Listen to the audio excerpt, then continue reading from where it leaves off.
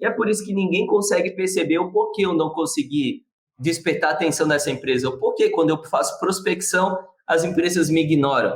Porque muitas vezes você não está entendendo o que você precisa modificar na sua comunicação para que as empresas queiram contratar a sua palestra.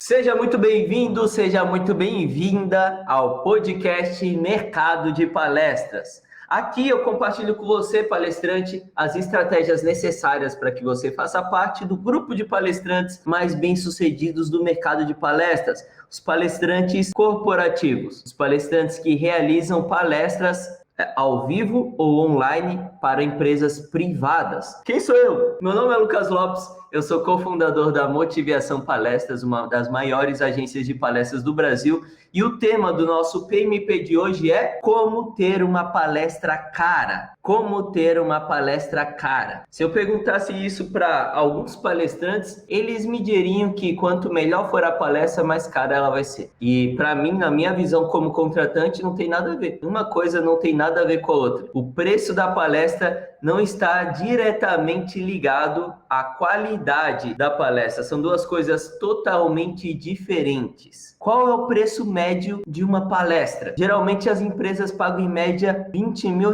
por um palestrante. Antes de mais nada, é bom até dar um passo atrás. Eu já fiz um podcast só falando sobre isso, mas eu quero repetir essa informação com você aqui porque ela é bastante importante. Existem 7 tipos diferentes de contratantes de palestras. 7 tipos diferentes de contratantes de palestras. Cada tipo de contratante tem comportamentos diferentes. Cada tipo de contratante de palestras paga preços diferentes para o palestrante. Cada tipo de contratante de palestra exige uma energia diferente para que o palestrante consiga fechar com aquela empresa. E eu vou te dar alguns exemplos. Sistema S. As empresas que compõem o Sistema S, por exemplo, são Sebrae, Sesc, Senar, se eu não me engano. Todas essas empresas do Sistema S são empresas que utilizam o sistema de licitação para contratar um palestrante. Se você não sabe o que é licitação é um modelo de contratação em que o órgão, a empresa, contrata o melhor serviço possível pelo menor preço possível. Todas as empresas governamentais utilizam o modelo de contratação, que eu saiba. Então, sempre que o Sebrae está procurando fechar uma palestra, procurando um palestrante, ele sempre vai abrir um processo de concorrência para que vários prestadores de serviços, ou seja, vários palestrantes, se coloquem à disposição para realizar aquele serviço. E esse sistema gera uma concorrência gigantesca. E quanto maior a concorrência, menor é o preço. Esse é o objetivo da licitação. Abaixar o preço da palestra e ter o melhor serviço possível pelo menor preço possível. E qual que é o problema disso? Nós, como cidadãos, é positivo, porque eles estão usando o nosso dinheiro, né? O dinheiro dos nossos impostos para fazer essas contratações. Sei lá, contratar outros serviços que, de repente, os órgãos públicos precisam contratar. Porém, você, como palestrante, para você isso é negativo, porque você acaba sendo contratado por preço. E isso é muito ruim. Por que isso é muito ruim? Porque você se acostuma à ideia de que quanto pagarem, eu vou. Eu só preciso que pague, não importa quanto. E eu faço a palestra. E eu sei que isso não dói tanto em você, porque você ama estar ali em cima, você ama palestrar. Mas caso você queira lotar a sua agenda de palestras, caso você queira dobrar o preço da sua palestra, você tem que mudar essa mentalidade. O seu pensamento tem que ser diferente, não pode ser esse tipo de pensamento. Vamos lá, o objetivo dessa nossa live, desse nosso podcast de hoje é exatamente te mostrar como você deve pensar para ter uma palestra cara. Esse é o tema do nosso podcast de hoje, como ter uma palestra cara. Então, qual o preço médio de uma palestra? O Sebrae, por exemplo, paga em média R$15 mil, R$10 mil por um palestrante. Porém, dentro desse sistema de licitação, que gera muita energia para que você consiga fechar, porque você está em concorrência com várias outras empresas, e depois, quando você finalmente é o escolhido, você precisa mandar vários documentos para comprovar, por exemplo, o CND, você sabe o que é CND? Uma certidão negativa de débitos, para comprovar que seus impostos estão em dia com o país, estão em dia com o seu município, estão em dia com com seu estado de origem. Então, é uma dor de cabeça, às vezes, fechar palestras com o Sebrae. Por outro lado, nós temos as universidades. Eu não vou falar os 7 tipos de contratantes e os perfis, o comportamento de cada um, mas só para te passar alguns exemplos. As universidades não têm processo de licitação, então é mais fácil, teoricamente, fechar uma palestra. Em algumas universidades, você tem um contato direto com o contratante, em outras não. Só que uma característica que eu posso observar nas universidades é que a maioria das universidades não pagam por palestra. A maioria das universidades, elas pagam quando elas querem muito um palestrante, ou seja, quando é um palestrante famoso. Mas se não é um palestrante famoso, ele é famosamente, você recebe o famoso convite. Você já recebeu o convite para palestrar em uma universidade? Quando você não é um palestrante famoso, você acaba recebendo convite para palestrar. E o que quer dizer isso? Sua palestra vai ser gratuita. Então, apesar do nível de energia ser baixo para poder fechar uma palestra com a universidade, você não consegue faturar com esse cara. Esse cara não paga pela maioria das palestras que ele realiza ali na universidade. Por esses e por outros motivos, dos vários outros tipos de contratante, as empresas é o melhor tipo de contratante do mercado de palestras, porque as empresas não te demandam tanta energia quanto o Sebrae, quanto o processo de licitação para fechar uma palestra. As empresas, elas pagam em média R$20 mil por um palestrante. As empresas olham com maus olhos os palestrantes que cobram 5, 3 mil reais por uma palestra, porque tá barato demais. E se tá barato demais, a qualidade desse serviço deve ser questionável, mais ou menos. Olha o pensamento das empresas privadas. Esse, com certeza, é o melhor tipo de contratante do mercado de palestras. Então, quanto, em média, o melhor tipo de contratante de palestras paga para um palestrante? R$20 mil. E eu já vou começar até anotando aqui no... Hoje eu tô testando um modelo diferente de live, hein, pessoal? Eu sempre coloco aqui para vocês um slide, mas hoje não. Hoje, em vez de um slide, eu vou usar o meu bloco de notas. Então, a gente tem aqui, qual o preço médio de uma palestra? O preço médio de uma palestra, caso você feche com empresas, é de R$20 mil. As empresas pagam em média R$20 mil por um palestrante. Só que tem um detalhe. Qual é o tipo de palestrante que as empresas pagam em média R$20 mil? Porque não é qualquer palestrante que consegue receber R$20 mil por uma palestra. Talvez a sua palestra hoje custe, sei lá, R$5 mil, R$3 mil, R$8 mil. Eu percebo que a maioria dos palestrantes, eles não conseguem ultrapassar a barreira dos R$8 mil.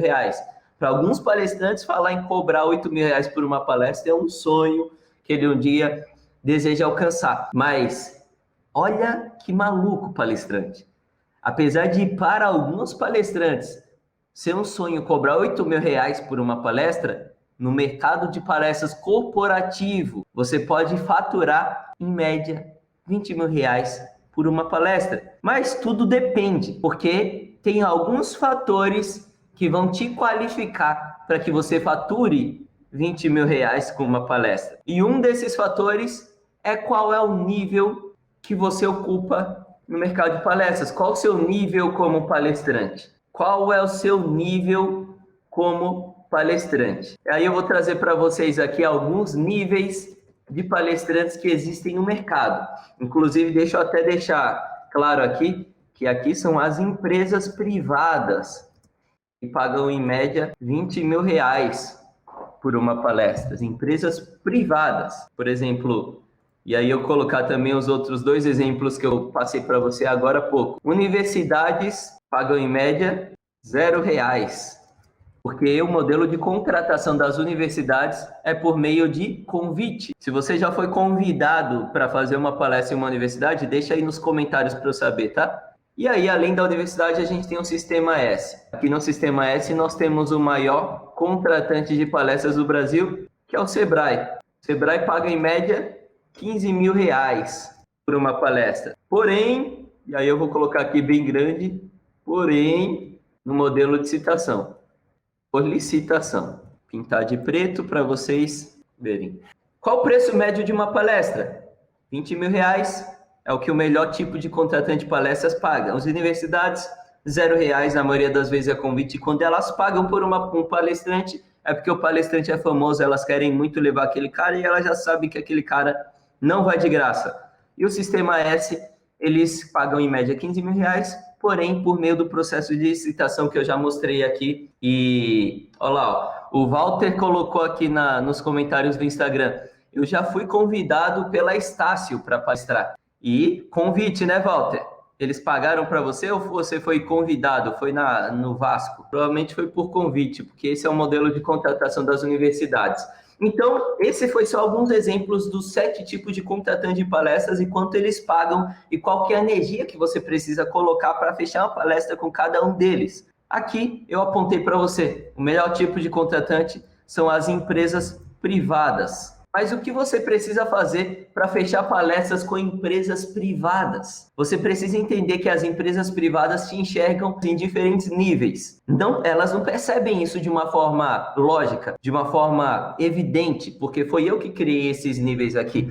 Mas eu, como contratante de palestras, eu como uma agência de palestrantes, eu que estou o dia inteiro conversando com as empresas, com o gerente de RH, com o gerente de marketing, eu consigo perceber que as empresas costumam dar preferência para alguns tipos de palestrantes. Alguns tipos de palestrantes, elas sempre me pedem. Outros tipos de palestrantes, as empresas não me pedem, mas quando eu indico, elas gostam dessas indicações. Já outros tipos de palestrantes, eu não indico, elas não pedem, e se eu indicar, elas não querem. E eu quero mostrar aqui para você de uma forma lógica como que funciona esse processo de escolha, porque é exatamente dessa forma que eu acabei de te explicar que funciona no mercado de palestras. E é por isso que ninguém consegue perceber o porquê eu não consegui despertar a atenção dessa empresa, o porquê quando eu faço prospecção as empresas me ignoram, porque muitas vezes você não está entendendo o que você precisa modificar na sua comunicação para que as empresas queiram contratar a sua palestra. E tudo isso se explica nos níveis de contratação de um palestrante. Então, dá uma olhada. Eu vou desenhar aqui para você os diferentes níveis que existem no mercado de palestras. Eu dividi o mercado de palestras em 4 níveis. Então, o mercado de palestras, na minha visão, tem a forma de uma pirâmide. Beleza. O mercado de palestras tem o formato de uma pirâmide. E nesse formato aqui, por que ele tem o formato de uma pirâmide? Porque quanto maior for a fatia, e ele é dividido em 4 fatias, primeira fatia, segunda fatia, terceira e quarta fatia. Então, a gente tem 4 fatias aqui no mercado de palestras que tem o formato de uma pirâmide. Por que, Lucas? O mercado de palestras tem o formato de uma pirâmide. Porque, perceba, como cada uma dessas fatias tem um tamanho diferente. Cada uma dessas fatias tem um tamanho diferente. Deixa eu voltar aqui para o nosso bloco de notas. Então, perceba, ó, cada uma dessas fatias tem um formato diferente, tem um formato maior. Aqui, essa fatia é menor do que essa, que é menor do que essa, que é menor do que essa. E o que eu quero dizer com isso? O que eu quero dizer com isso é que, quanto menor for esse pedaço, mais caro vai ser o palestrante. Deixa eu te explicar menor. Você, palestrante, que está aí me assistindo, você está em alguma dessas 4 fatias. O mercado de palestras, como eu já disse, é dividido em 4 níveis de palestrantes. Então, você está em alguma dessas 4 fatias. Aqui, nessa primeira fatia, nós temos os palestrantes do nível dos desconhecidos. Então, um D de desconhecidos. Deixa eu mudar a cor aqui. Então, a gente tem aqui um D de desconhecidos. Por quê? Esse é o nível dos desconhecidos. Porque a maioria das empresas não conhecem os palestrantes que estão nessa fatia. E aqui eu estou falando da maioria dos palestrantes do mercado de palestras. É por isso que essa é a maior fatia da pirâmide. Logo acima dela, nós temos os palestrantes que estão no nível do progresso. Aqui no nível do progresso, você pode ver que a quantidade de palestrantes, ou seja, a fatia, é menor do que a fatia de baixo. Aqui em cima do nível do progresso, nós temos os palestrantes do nível dos super-heróis. São os palestrantes que são vistos pelas empresas como super-heróis, porque eles já realizaram coisas que, na visão das pessoas comuns, são super-atos. Por isso, eles são vistos como super-heróis. E perceba, a quantidade de palestrantes nessa fatia é menor do que a quantidade de palestrantes na fatia de baixo. E acima dos super-heróis, nós temos os palestrantes no nível do legado. Cada nível tem uma quantidade menor de palestrante. Cada nível tem uma quantidade menor de palestrante. E aí a gente traz uma das maiores regras do mercado de economia. Qual que é uma das maiores regras da economia? Quanto menor for a demanda e maior for a oferta, maior vai ser o preço. Em outras palavras, trazendo aqui especificamente para o mercado de palestras, quanto maior for a quantidade de pessoas querendo um tipo de palestrante e menor for a quantidade disponível desse tipo de palestrante, maior vai ser o preço da palestra dele. E aqui, exemplificando aqui por meio do desenho, pode perceber, os palestrantes do nível dos desconhecidos, que estão em maior quantidade no mercado de palestras, são os palestrantes que cobram mais barato por suas palestras. Os palestrantes do nível do progresso cobram um pouquinho mais caro que os palestrantes do nível dos desconhecidos. Simplesmente porque eles entendem como se diferenciar de todos os outros palestrantes que falam sobre os mesmos temas que eles falam. E simplesmente por conta disso e por causar uma percepção positiva na cabeça dos clientes, eles podem cobrar mais caro. Eles ocupam uma fatia menor no mercado de palestras. Esses são os palestrantes que, quando o cliente não me pede, mas quando eu indico para eles, os clientes gostam. Esses são os palestrantes que, quando eu indico para o meu cliente, que não me pede por eles, os meus clientes não gostam. Eles me dizem que não gostaram deles e eles me dizem o porquê não gostaram deles. O fator preço é um dos fatores que fazem com que os meus clientes vejam os palestrantes do nível dos desconhecidos como... Porque palestrantes que cobram menos de R$3.000 já são automaticamente descartados pelas empresas privadas. Os palestrantes que cobram, eu diria, até R$5.000 ou menos, são vistos com maus olhos pelas empresas privadas, porque são vistos como produtos muito baratos para empresas que estão acostumadas a pagar R$20.000 por um palestrante. É como se você estivesse acostumado a pagar R$200 num tênis. Aí chega alguém te vendendo aquele mesmo tênis por 15 conto. Não é nem R$15, é 15 conto de tão barato. Você vai desconfiar, é novo e está custando esse preço? Não é possível, deve ser pirateado. Quando você oferece a sua palestra por 3 conto para uma empresa, a empresa fala, não é possível. Eu pago em média 20 conto para um palestrante, R$20.000 para um palestrante. Ele está me oferecendo a palestra dele por 3, por 5 conto, tem alguma coisa errada. Provavelmente esse palestrante aí deve estar começando agora. Olha a percepção que você gera na cabeça do cliente. Só que aí tem um fator muito importante, por sinal. Não é só aumentar o preço da sua palestra. Você precisa entender que o preço está atrelado à percepção de valor que você consegue gerar no cliente. Você não vai conseguir aumentar o preço da sua palestra se você não conseguir gerar percepção de valor adequada, equivalente ao preço que você está cobrando. Ou seja, palestrantes do nível dos desconhecidos, que coloca o preço da palestra dele por R$10.000, não vai vender. Cuidado! Se você oferecer a sua palestra, se você está no nível dos desconhecidos e oferecer a sua palestra por R$10.000 para uma empresa, dificilmente você vai conseguir vender. Porque você não parece valer R$10.000. Se você está no nível dos desconhecidos e cobra esse preço, você não vai conseguir vender simplesmente por não parecer valer esse preço. Então, é o que eu sempre falo. Não adianta ser bom, você precisa parecer bom. Os palestrantes do nível do progresso parecem bom. E é por isso que eles conseguem cobrar esse preço. Não é porque a palestra dele é excepcional. Também é. Mas isso não é o que vira a chave para que as empresas paguem esse preço na palestra dele. Deu para entender? Os palestrantes do nível dos super-heróis, eles parecem valer esse preço. Eles parecem. E eles geram uma autoridade gigantesca, porque a mídia já está justificando esses caras aqui. Esses caras já têm o poder da mídia a favor deles. O do nível do legado, que a fatia é menor ainda, já tem a mídia a favor deles. Então, a partir desses 2 pontos aqui, do nível do legado e do nível super-herói, são os palestrantes que cobram de R$20.000 para cima. o palestrante do nível do progresso cobra entre 10 e 20 mil reais pela palestra dele. Então, quais são os níveis e os preços dos palestrantes? São esses que eu acabei de te falar. Faz sentido, palestrantes? Vocês aí que estão me assistindo pelo YouTube, vocês que estão me assistindo pelo Instagram, vocês que estão me ouvindo pelo Spotify, faz sentido tudo isso que eu estou compartilhando com vocês? Se faz sentido, deixa aí nos comentários para eu saber, para eu ter um feedback e um retorno de vocês, tá? Agora deixa eu explicar uma coisa bem interessante aqui para você. O que torna a sua palestra cara ou barata? O que torna a sua palestra cara ou barata? Depois dessa explicação que eu acabei de te dar, o que você diria que torna a sua palestra cara ou barata?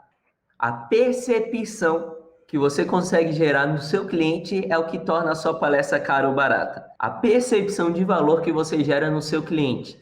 Muitas vezes o seu cliente pode, de repente, vamos supor que você está fazendo uma prospecção. Você faz prospecção hoje e você é ignorado nas suas prospecções, significa que você não está conseguindo despertar interesse, percepção de valor nas empresas que você está tentando prospectar. E o que eu quero dizer com isso? Eles não estão vendo valor na sua oferta como palestrante. Quanto mais valor você conseguir gerar, mais caro você vai conseguir cobrar nas suas palestras. Lembra que eu falei lá no começo desse nosso episódio de hoje, desse nosso podcast, que quanto mais interesse você despertar, maior será o preço da sua palestra, que o preço da sua palestra está atrelado à percepção de valor que você consegue despertar nas pessoas, que além de ser bom, você precisa parecer bom, que o preço da sua palestra, que a qualidade da sua palestra não influencia no preço da sua palestra. Então, quanto mais valor você gerar, mais caro você vai conseguir cobrar. E eu quero mostrar um exemplo disso por meio de algo que você conhece muito bem. Por meio de uma das pedras mais preciosas do mundo, o diamante. Por que o diamante é a pedra preciosa mais popular e mais preciosa, mais valiosa da Terra? Ela não é a mais brilhante. O diamante não é a pedra mais brilhante. Alguns diriam que o diamante nem é a pedra mais bonita. Então, por que o diamante é a pedra preciosa mais valiosa da Terra? Se vocês pudessem chutar, o que vocês diriam? Por que o diamante é a pedra preciosa mais valiosa da Terra? O diamante é a pedra preciosa mais valiosa da Terra porque ele é, primeiramente, escasso. E eu quero falar um pouquinho mais sobre isso, contando a história uma breve história aqui de como o diamante foi popularizado. Não sei se vocês conhecem essa história, mas ela é muito interessante. Mas antes de eu contar essa história, olha a ligação. Eu acabei de falar para vocês que o diamante é a pedra mais cara, talvez não a mais cara, tá? Mas uma, com certeza, das mais caras do planeta e talvez a mais popular do planeta, por ela ser escassa, por ela ser limitada, porque não são todas as pessoas que têm disponível um diamante ou têm dinheiro para pagar por um diamante. Eu quero que você veja a relação disso com essa pirâmide aqui, com os níveis de interesse que eu acabei de te explicar. O diamante é valioso por ser escasso. O palestrante do nível do legado, ele é escasso. Será que é por isso que ele é valioso? O do nível do super-herói também é escasso, tem pouca quantidade. Será que é por isso que ele é valioso? Esses dois níveis de palestrantes, eles têm mais pessoas querendo contratar eles do que palestrantes disponíveis para realizar essas palestras. Os palestrantes que estão nesses níveis têm mais pedidos por palestras do que dias no calendário deles. Você tem noção disso? Palestrante, você tem noção disso que eu estou falando? Eu falo sobre lotar a agenda de palestras para vocês. Esses caras aqui têm mais pedidos de palestras do que dias no calendário. Mas olha bem a lógica. Pouca quantidade de palestrantes do nível do legado, tem pouca quantidade de palestrantes do nível do super-herói, tem pouca quantidade de palestrantes de nível do progresso, tem muita quantidade de palestrantes do nível dos desconhecidos. E curiosamente, quanto maior for a quantidade de palestrantes que tiver em cada nível, menor vai ser o preço que eles cobram por uma palestra. Será coincidência ou será uma regra de mercado? Eu vou falar para você, eu afirmo que é uma regra de mercado, entendeu? Mas agora contando uma breve história sobre a popularização dos diamantes. Vamos lá. Essa história aqui, ela tem tudo a ver com você, palestrante. Eu quero que você preste atenção nela. Porque o diamante é uma das pedras mais caras do planeta e, discutivelmente, a mais popular do planeta, tá? Contando a história rápida dos diamantes. Uma empresa chamada De Beers foi a empresa responsável por popularizar os diamantes. Eu não me lembro de onde é essa empresa aí, de qual país ela é, mas é da Europa. Tudo isso começou em 1888. Há mais ou menos 130 anos atrás, a De Beers iniciou e começou essa popularização dos diamantes. E essa popularização dos diamantes, ela só foi possível, só foi alcançada. A De Beers, ela só se tornou a maior marca de diamantes do planeta. Hoje a Alrosa, eu acho o nome da marca mais popular de diamante do planeta, mas a De Beers que iniciou isso tudo, né? Em certo momento, acho que ali por volta dos anos 90, dos anos 70, ela já era a marca mais popular de diamantes do planeta. Ela só conseguiu se transformar nesse monstro dos diamantes por causa das 5 regras que ela criou. As 5 regras da venda de diamantes, que é tão sólida.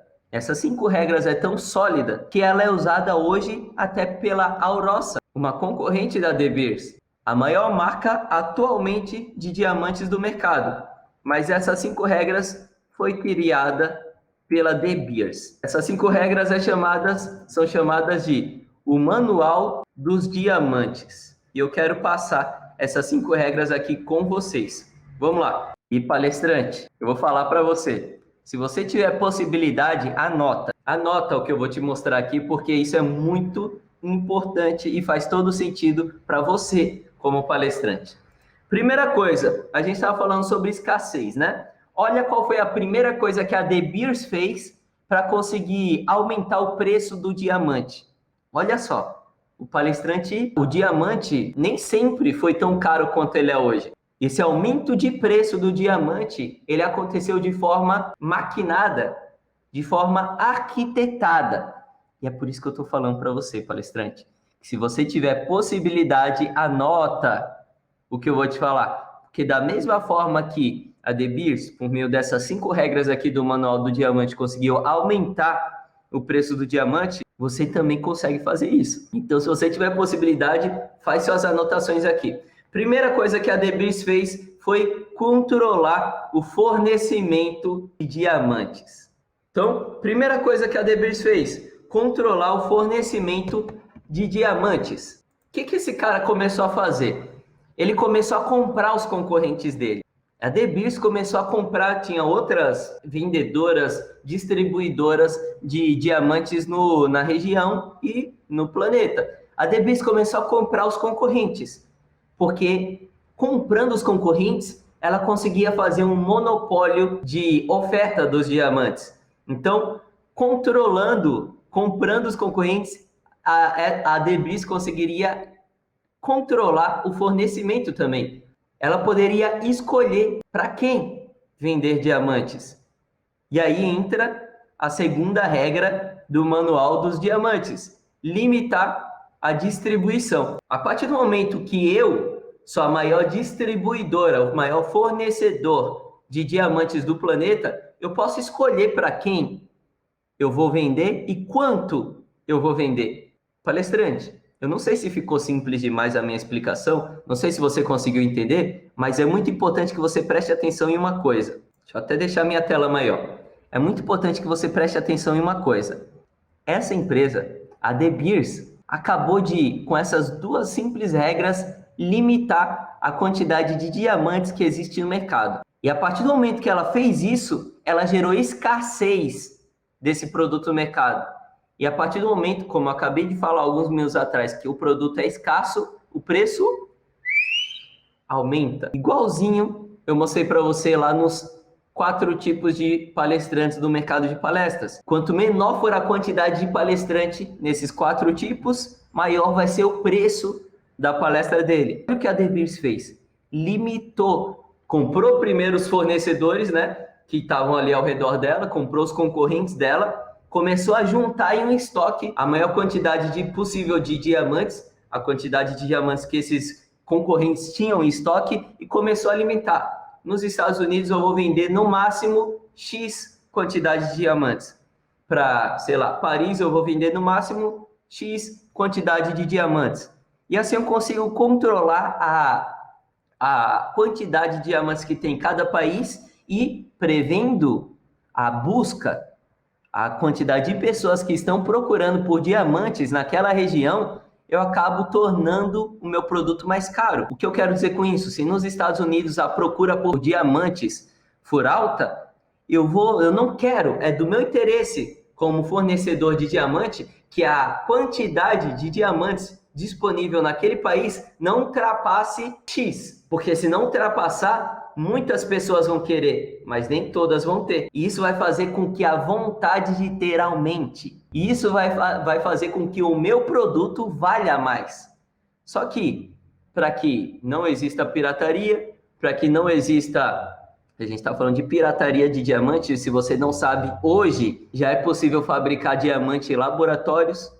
Então, isso não é loucura. Pode acontecer, entre aspas, pirataria de diamantes. Para que não exista pirataria, para que as pessoas comprem de mim e não de outros fornecedores. Olha lá, a primeira regra do manual do diamante, limitar o fornecimento. Então, a De Beers poderia perder o controle do mercado se a oferta de diamante fosse gigantesca por meio de outras empresas. Mas antes de limitar o fornecimento, eles compraram os concorrentes. Então, eles limitaram a distribuição. E aí a gente entra na terceira regra: criar demanda. Esses caras, eles foram muito malandros. Olha o que eles fizeram. Primeiro, eles controlaram o fornecimento.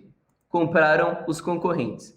Depois, eles limitaram a distribuição. Não quero vender mais do que X quantidade para ir para o país A. Não quero vender mais do que Y quantidade para o país B.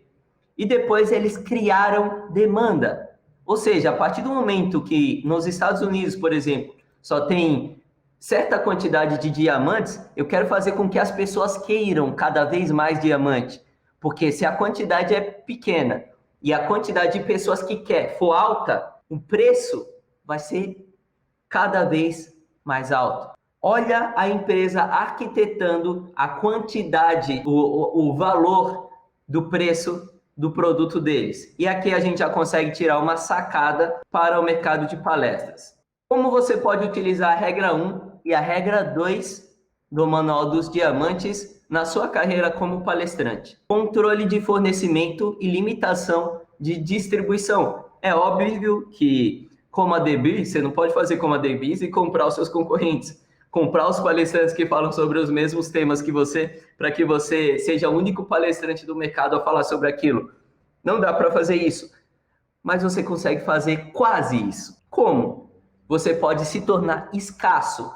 Assim como a De Beers se tornou diamante escasso com essas duas regras. Você pode fazer com que o assunto, o tema de palestra que você fale, seja algo que só você é capaz de entregar. Como fazer isso? Você precisa criar um posicionamento só seu. A partir do momento que você cria um posicionamento que te diferencia de todos os outros palestrantes que falam sobre os mesmos temas que você acabou de se diferenciar de todos os outros. Ou seja, você acabou de tornar o tema da sua palestra, você acabou de se tornar um palestrante escasso. Aquela empresa pode até contratar um outro palestrante, mas ele não vai ser igual você. Ele não vai abordar esse tema igual você aborda. Ele não vai dar uma palestra igual a que você dá. E isso já acontece. Eu sei que os outros palestrantes, eles não dão palestras igual a sua. Talvez a qualidade da palestra dos outros não são igual a sua. Sabe o que não acontece? O que não acontece é que o cliente não percebe isso antes de assistir a palestra. Ele precisa assistir sua palestra para perceber isso. A partir do momento que você cria um posicionamento só seu, diferente de todos os outros palestrantes que falam sobre os mesmos temas que você tem a possibilidade de fazer com que o cliente perceba que você é diferente de todos os outros antes de assistir a sua palestra. E quando você faz isso, você se torna escasso, você se torna único, você gera escassez no mercado de palestras. Como utilizar a regra 1 e a regra 2 do Manual do Diamante ao seu favor, palestrante, criando escassez no mercado de palestras, criando um posicionamento único, diferente de todos os outros palestrantes que falam sobre os mesmos temas que você. Lucas, como criar um posicionamento? Isso é assunto para outro podcast, Mercado de Palestras. Então acompanhe aí todos os nossos podcasts, porque eu vou gravar futuramente um falando sobre como montar um posicionamento, tá? Mas a partir do momento que você monta um posicionamento só seu, diferente de todos os outros palestrantes, você acaba gerando escassez, se tornando único e assim aumentando a possibilidade de aumentar o preço da sua palestra. Mas como a De Beers, isso não é o suficiente para que você cobre caro pela sua palestra. Para que você cobre caro pela sua palestra, é necessário aplicar algumas outras ações. E vamos ver aqui quais foram as ações que a De Beers criou no Manual do Diamante para aumentar o preço da palestra deles. Então, terceira regra do Manual do Diamante, você precisa criar demanda. E como que a De Beers criou demanda? Utilizando marketing. Usando marketing. Com o marketing, a De Beers conseguiu criar demanda. Olha essa palavra, criar. Criar um desejo por algo que ainda não existia. Palestrante, eu vou repetir de novo porque eu quero que isso grude na sua cabeça. É possível criar desejo por algo que as pessoas ainda não desejam. As pessoas desejavam um iPhone antes de existir um iPhone. Ninguém nem sabia o que era um smartphone. O smartphone, o que era mais próximo de um smartphone era o BlackBerry. Não sei se vocês lembram do BlackBerry. Aquele celular com um monte de tecla que você precisava ficar lá que nem um computador, como se fosse um computador, e uma telinha pequenininha. Até o Steve Jobs trazer o iPhone. Criar desejo por algo que as pessoas nem sabiam que desejavam. Um produto que hoje custa R$12.000. A mesma coisa que a De Beers fez, o Steve Jobs fez com o iPhone. É possível criar desejo por algo que as pessoas ainda não desejam. Ou seja, é totalmente possível fazer os contratantes desejarem algo que eles nem sabem que ainda desejam. A sua palestra. A sua palestra. Faz sentido isso daqui que eu estou compartilhando com vocês ou não? Eu quero que vocês deixem aí nos comentários se faz sentido ou não. Eu quero saber, ter um feedback seu, se o que eu estou compartilhando com vocês aqui está fazendo sentido, está sendo interessante. Se não, parece que eu estou falando sozinho. E para mim isso faz muito sentido, mas eu preciso saber se para você também faz sentido. A Ellen me perguntou aqui no Instagram o seguinte: muito bom, mostrando os valores ou através dos gatilhos? Ou dos dois jeitos? Ellen, faz o seguinte, vem aqui no YouTube. No YouTube eu estou compartilhando aqui o meu bloco de notas em que eu estou mostrando as 5 regras do Manual dos Diamantes e como eles conseguiram, a De Beers, a empresa mais popular de diamantes do mercado, conseguiu aumentar o preço dos diamantes e como você pode aplicar isso também na sua carreira como palestrante. Então, primeira coisa, terceira regra do Manual do Diamante, é necessário criar demanda. Então, além de deixar o seu produto escasso, além de tornar o seu produto escasso, você precisa fazer com que as pessoas desejem aquilo. Porque não adianta nada limitar a distribuição, tornar algo escasso se ninguém quer aquilo. Então, eles criaram demanda. Como eles criaram demanda? Utilizando marketing. E aí, qual foi o marketing que eles utilizaram? Olha que interessante. Por volta de 1929, aconteceu a Grande Depressão. E o que foi a Grande Depressão? Foi a quebra da Bolsa de Valores lá em Nova York. E essa quebra da Bolsa de Valores trouxe fome, trouxe miséria para o mundo inteiro. Vários empregos foram perdidos. Várias pessoas estavam vendendo o que tinham para comprar comida, para se sustentar. E entre os vários pertences que as pessoas estavam vendendo, tinham diamantes. Então as pessoas estavam vendendo seus diamantes para poder comprar comida, para poder pagar a hipoteca da casa. Só que a De Beers não queria que isso acontecesse. E foi por isso que a De Beers começou a lançar várias estratégias de marketing, várias propagandas, como o slogan "A Diamond is Forever", Um diamante é para sempre. Esse foi o primeiro comercial que a De Beers lançou para fazer com que as pessoas não vendessem os seus diamantes. Um diamante é para sempre. E aí eles começaram a comparar os diamantes com obras de arte. Então, se vocês procurarem na internet, vocês vão encontrar alguns slogans, algumas propagandas da De Beers, utilizando a foto do diamante ao lado de pinturas do Picasso, por exemplo, ao lado de pinturas, sei lá, de Van Gogh. Eu estou chutando os artistas aqui porque eu não me lembro quais são os artistas que elas compararam, que a empresa comparou. Mas eles fizeram propagandas colocando o diamante do lado de obras de arte. Obras de arte são para sempre. E eles queriam passar essa impressão também de que o diamante é para sempre, o diamante não se vende. Então, esse comercial começou a gerar percepção na cabeça das pessoas e diminuir a quantidade de pessoas que estavam vendendo seus diamantes. Mas a gente estava em uma situação crítica aqui.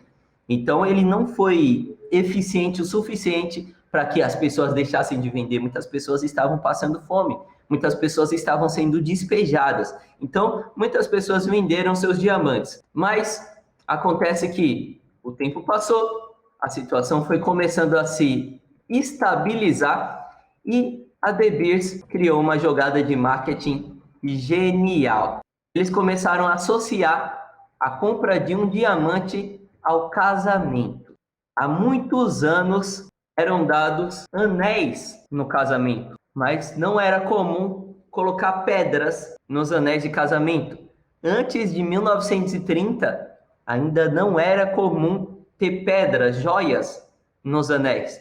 É provável que se você falar com o seu pai, ele vai falar sobre isso, sobre como o diamante ele era... É que para mim hoje, o diamante não é da cultura brasileira. A gente não tem um desejo tão grande por ter um anel de diamantes como o pessoal nos Estados Unidos tem. E essa cultura dos Estados Unidos foi construída aqui. Vocês têm ideia disso?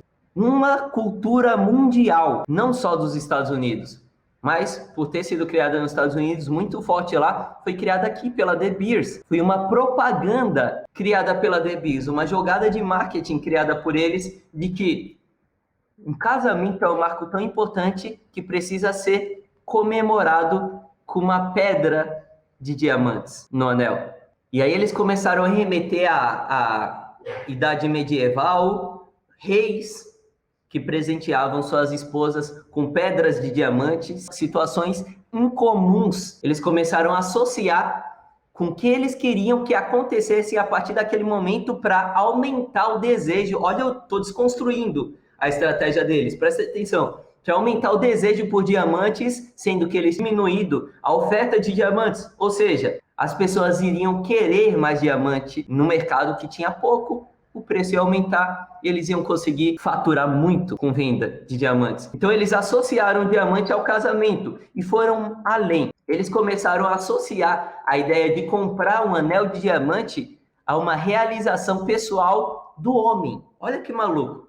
As mulheres eram as presenteadas com anel de diamantes. Só que o homem era quem se sentia realizado por comprar um anel de diamante para as mulheres. A gente está falando de 1940, 1950, uma época, se você acha hoje uma época machista, a gente está falando de uma época em que estava sendo debatido em alguns países do mundo a possibilidade da mulher poder votar, da mulher ter capacidade de votar. É dessa época que eu estou falando para vocês, não faz nem 100 anos ainda que isso aconteceu. Olha que maluco. E nessa época começou a explodir. Era música da Marilyn Monroe, falando que queria um anel com um diamante gigantesco. Eram filmes, e O Vento Levou foi um desses filmes clássicos, super populares, em que o cara perguntava assim para a mulher, o que você quer ganhar? Qual presente você quer que eu te dê?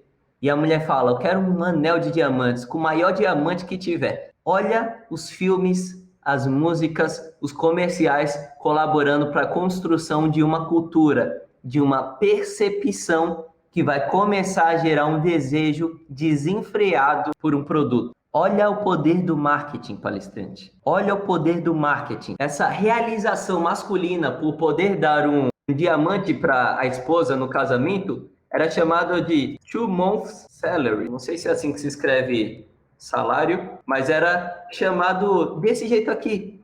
Quanto que custa esse anel de diamante que você deu para sua esposa de noivado? 2 meses de salário. Eu adoro esse assunto, eu fico arrepiado quando eu falo sobre isso. Olha o que uma empresa colocou na cabeça das pessoas. O meu produto é uma realização tão grande, é um marco tão grande para a sua vida adulta como homem, que você vai pagar 2 meses de salário e você vai se orgulhar por isso. Os homens, a De Beers depois fez uma pesquisa e descobriu que os homens eram o público-alvo deles, não eram as mulheres. As mulheres desejavam tanto esse produto e numa época em que o homem era quem trabalhava, a mulher ficava em casa. Isso é muito importante contextualizar. A mulher era dona de casa, ficava em casa fazendo as tarefas domésticas e o homem era quem trabalhava. Ou seja, a mulher não tinha poder aquisitivo normalmente para comprar um diamante, porque o diamante custava 2 meses de salário. Só que para o homem, nessa época, comprar um anel de diamantes e colocar no dedo da esposa dele era um sinal de status, um sinal de sucesso, um marco que ele alcançou na vida dele. Então ele tinha orgulho de falar 2 months salary, custou 2 meses de salário. Ele tinha orgulho de dar esse presente para a esposa dele. A esposa dele queria muito ganhar esse presente e mostrava para as amigas. É só você assistir um filme antigo. Assiste um filme antigo. Você adora assistir filme antigo para ver como que era a história naquela época. Você vai perceber isso que eu estou te falando.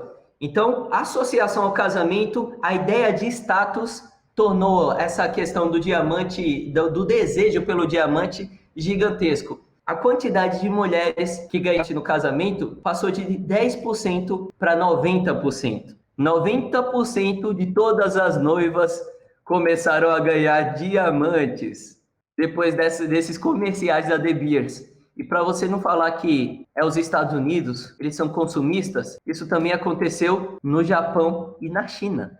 A De Beers criou esse mesmo efeito de novo. A De Beers criou esse desejo no Japão e na China também, com os mesmos comerciais. A diferença é que no Japão eles precisavam de 3 meses de salário para comprar um diamante.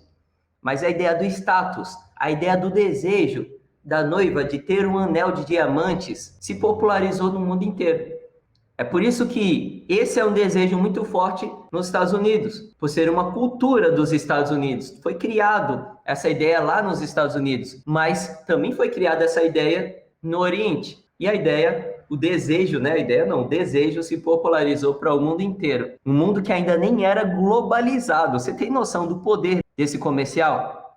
Um mundo que não tinha internet ainda. Eu não sei se você percebeu isso. Olha como o marketing é tão forte que conseguiu gerar desejo, popularidade em um mundo que ainda nem tinha internet. Esse assunto é muito interessante. Como que você pode, o que você tem a ver com isso, palestrante? Como você pode fazer proveito disso na sua carreira como palestrante? Você também precisa criar desejo na mente dos seus clientes. As empresas privadas precisam desejar as suas palestras. Assim como a De Beers fez com que as noivas desejassem anéis de diamantes. Fez com que os homens desejassem comprar anéis de diamantes para provar para eles e para os amigos que ele atingiu um marco na vida dele, um marco social na vida dele. Como fazer isso? Utilizando ferramentas de marketing, que também eu não vou me aprofundar muito aqui, porque a gente já está estourando o nosso tempo de live, já vai ir para 1 hora de live, mas como fazer isso? Utilizando ferramentas de marketing. Eu vejo muitos palestrantes acreditando que o marketing é um bicho de 7 cabeças e não é. O marketing é simplesmente uma caixa de ferramentas, com martelo, com o alicate, com a chave de fenda, com a chave Phillips, com a furadeira. Tem várias ferramentas ali naquela caixa que cumprem vários objetivos diferentes. A grande questão é como utilizar essas ferramentas. Como utilizar as diferentes ferramentas de marketing.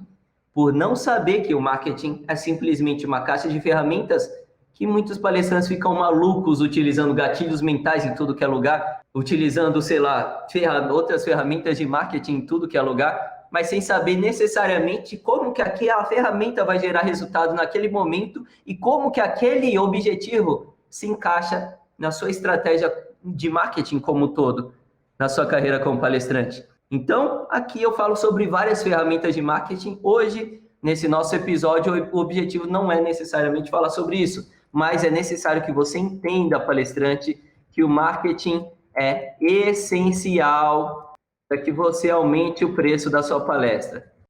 O marketing vou até trocar essa palavra, não é essencial, é indispensável para que você aumente o preço da sua palestra. O marketing é indispensável, que assim como a De Beers fez, você pode utilizar o marketing para criar desejo na cabeça das empresas. E olha só, que ainda nem te conhecem. Eu não estou falando empresa que te conhece. Eu não estou falando contratante que te conhece. Não, estou falando empresas que ainda nem te conhecem. Empresas que ainda nem assistiram a sua palestra. É assim que você lota a sua agenda de palestras. É assim que você aumenta, dobra o preço da sua palestra, gerando escassez, mostrando para as empresas que o assunto que você fala, o modo como você aborda aquele assunto, ninguém fala. E mostrando para ela, antes mesmo dela contratar a sua palestra, antes mesmo dela conversar com você, antes mesmo dela conhecer você melhor, que você é o que aquela empresa precisa, o palestrante que aquela empresa precisa contratar. Como fazer isso? Usando marketing. Vamos para as duas últimas regras do manual de instruções aqui dos diamantes da De Beers. Então, vocês já viram que a De Beers controlou o fornecimento de diamantes e limitou a distribuição para tornar esse produto escasso. Depois disso, eles criaram demanda por meio do marketing para poder ter pessoas que procuram por aquele produto, senão escassez não daria de nada, né? Depois disso, eles ligaram o gasto ao sucesso profissional, como eu acabei de falar para vocês. Então, a realização de comprar um diamante para o homem acabou fazendo com que o homem quisesse comprar aquele produto que é escasso no mercado e por isso é caro. E além de ser escasso, ele também é um marco social para mim, por isso eu quero comprar. E com isso, a De Beers se tornava cada vez mais milionária. Inclusive, tem uma história que diz que na Segunda Guerra Mundial, os Estados Unidos, que era o maior fornecedor de armamento do mundo, precisava de diamantes para construir armas, para fabricar armas. Por que diamantes? Porque o diamante é uma pedra muito dura. A única coisa possível de cortar um diamante é outro diamante. Então, era necessário diamantes na fabricação de armas. E os Estados Unidos, eles ficaram putos, ficaram muito bravos com a De Beers, porque ela estava limitando o fornecimento de diamante para os Estados Unidos, que precisava de diamante para fabricar armas. E o negócio chegou num ponto tão crítico, os Estados Unidos chegaram a ameaçar o Reino Unido de não fornecer armas para eles, caso a De Beers não liberasse diamantes para os Estados Unidos. E aí eu tinha me esquecido, mas eu lembrei agora. Por causa dessa história, a De Beers é uma empresa britânica. Então, os Estados Unidos ameaçou o Reino Unido de não vender mais armas para eles, simplesmente porque a De Beers não estava liberando o fornecimento de diamantes para o fornecimento de armas.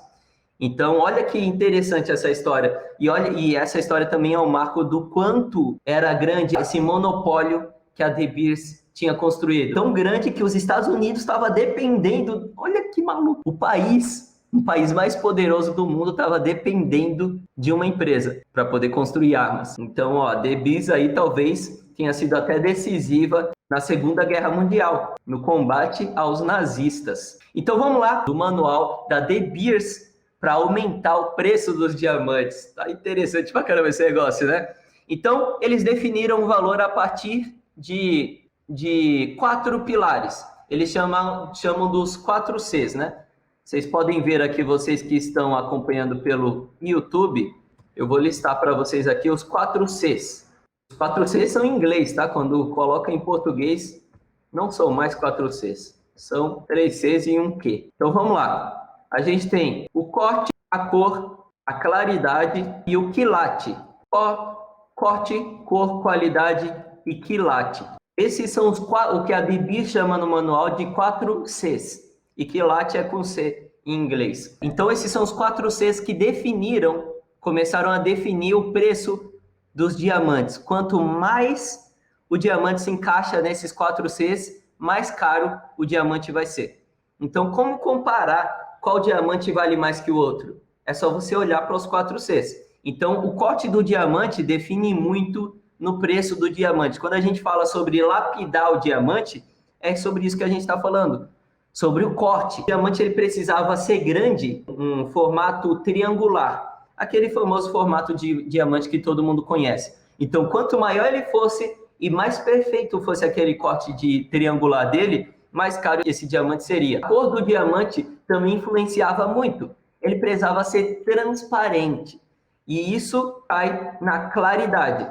Quanto mais claro o diamante for, mais caro ele vai ser. Alguns diamantes, se você pesquisar na internet depois, você vai perceber que eles têm algumas, não posso chamar de imperfeições, eles têm alguns resquícios de terra dentro deles. Isso é uma outra história. O diamante ele é gerado dentro de vários quilômetros, embaixo de vários quilômetros de terra. O diamante, ele é basicamente, eu me esqueci o nome do substância que forma o diamante, mas é um gás. Olha só, o diamante é formado por um gás.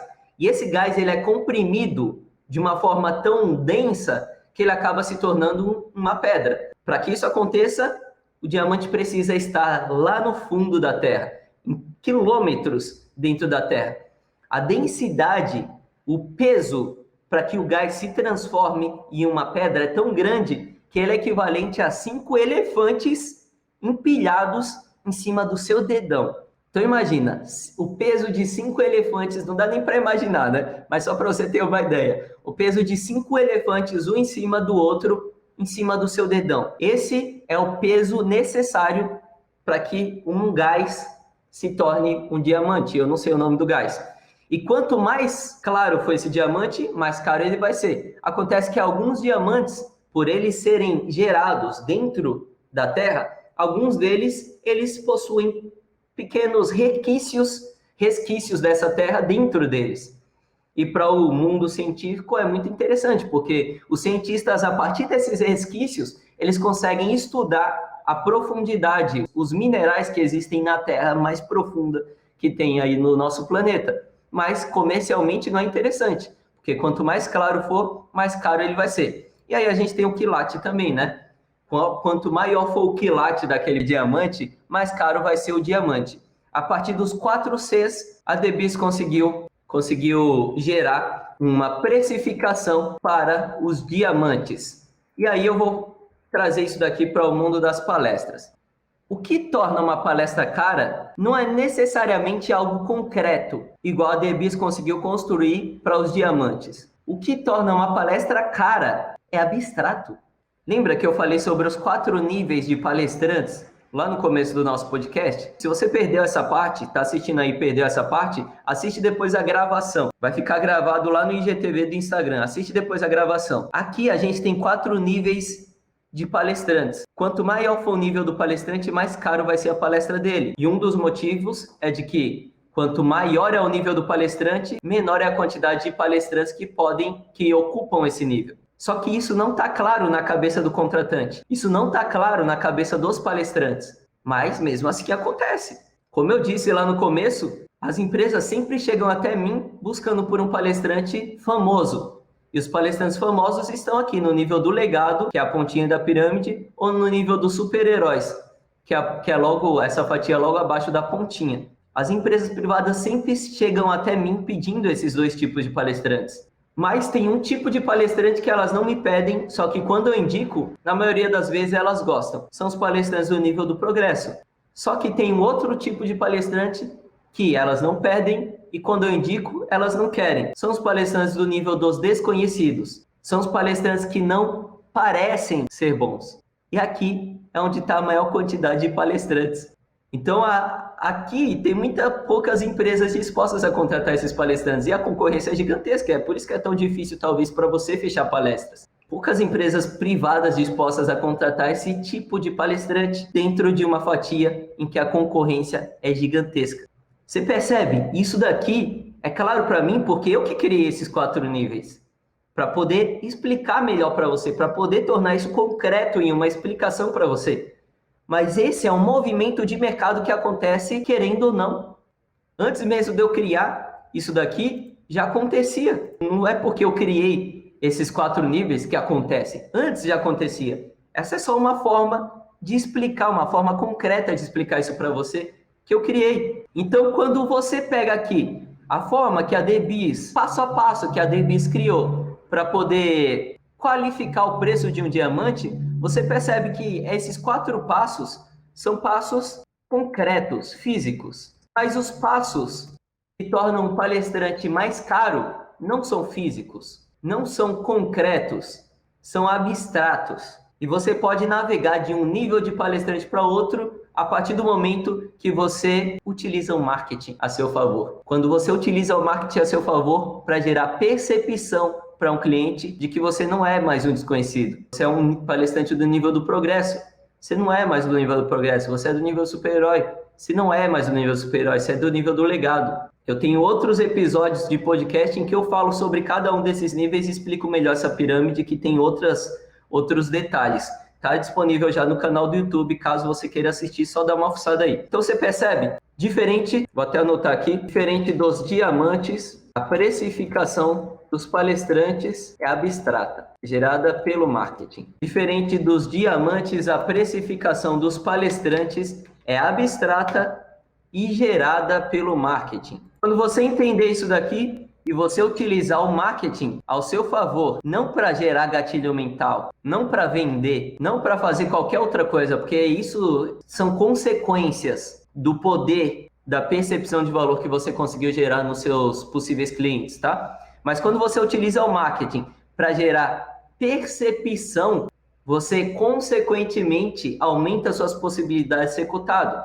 de fechar palestras, de aumentar o preço da sua palestra, de subir de nível como palestrante. E aí tem uma última regra para finalizar, e essa é uma regra abstrata, escondida no manual da De Beers, que é usar o preço como marketing.